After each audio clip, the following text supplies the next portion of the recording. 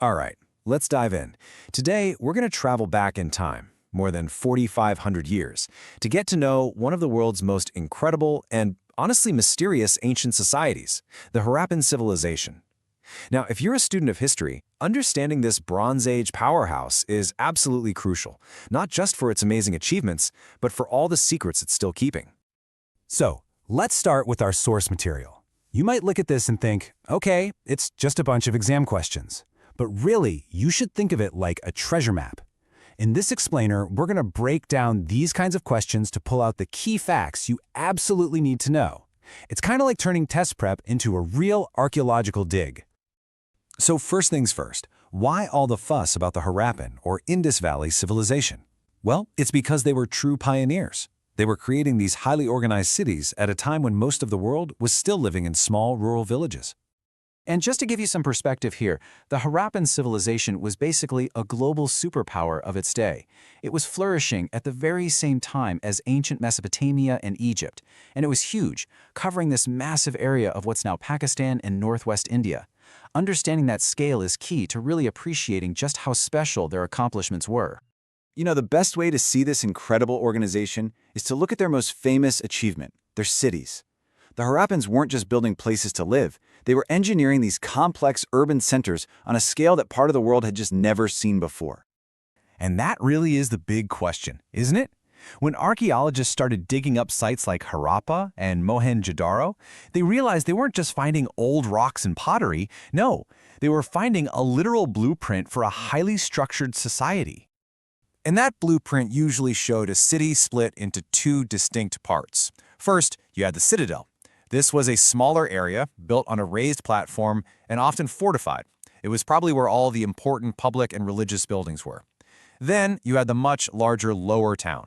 This was the main residential district where pretty much everybody else lived. This two-part plan tells us they were thinking very deliberately about social structure. And the true genius of their planning really shines through in a few key features. We're talking about streets laid out on a grid, like a modern city. They had advanced covered drainage systems for sanitation, which is just incredible for the time. And they used standardized baked bricks everywhere. This made their buildings incredibly durable and was a huge technological step forward. These are the kinds of details that scream advanced civilization. And if you want a perfect example of their engineering skills, look no further than the Great Bath at Mohenjo-daro. This thing is a massive, watertight public pool probably used for religious ceremonies.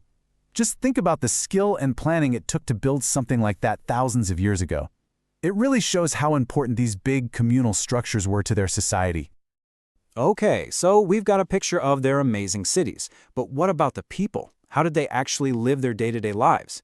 Let's zoom in a bit from the city streets and talk about their economy and what they might have believed in. At its very core, the Harappan world was powered by farming. Simple as that. You can't have huge organized cities without a ton of food, and they had it, thanks to the fertile plains of the Indus River. You could say agriculture was the engine that drove their entire economy. So what were they growing to feed everybody? Well, the evidence from archaeology is super clear. Wheat and barley were the main staples. But it's just as important to know what they didn't have. We found no evidence at all that they grew sugarcane. That's a really common misconception, so it's a great little fact to keep in your back pocket. Now, what about their religion? This is tricky, because we still can't read the writing, so we have to rely on artifacts for clues.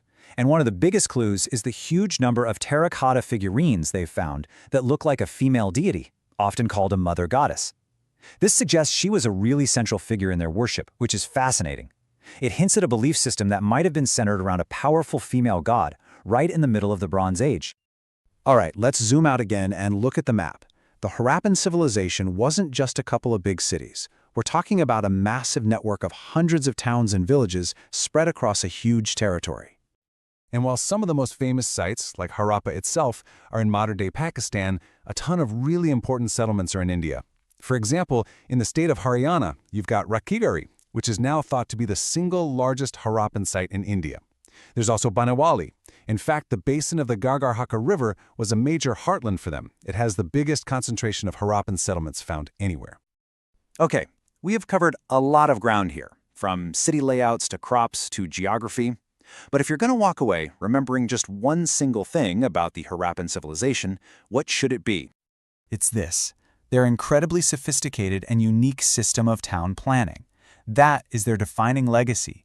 The grid-like streets, the covered drains, the standardized bricks, the two-part city, all of it. That is the hallmark of the Harappan people and what truly set them apart in the ancient world. And all of this sophisticated planning leaves us with one final massive question. How did they do it? To get that level of uniformity across such a vast area, 4,500 years ago, suggests some kind of strong, centralized government or a universally shared social blueprint. What kind of society could make that possible? Well, that's one of the great mysteries that historians are still trying to solve. Thanks for joining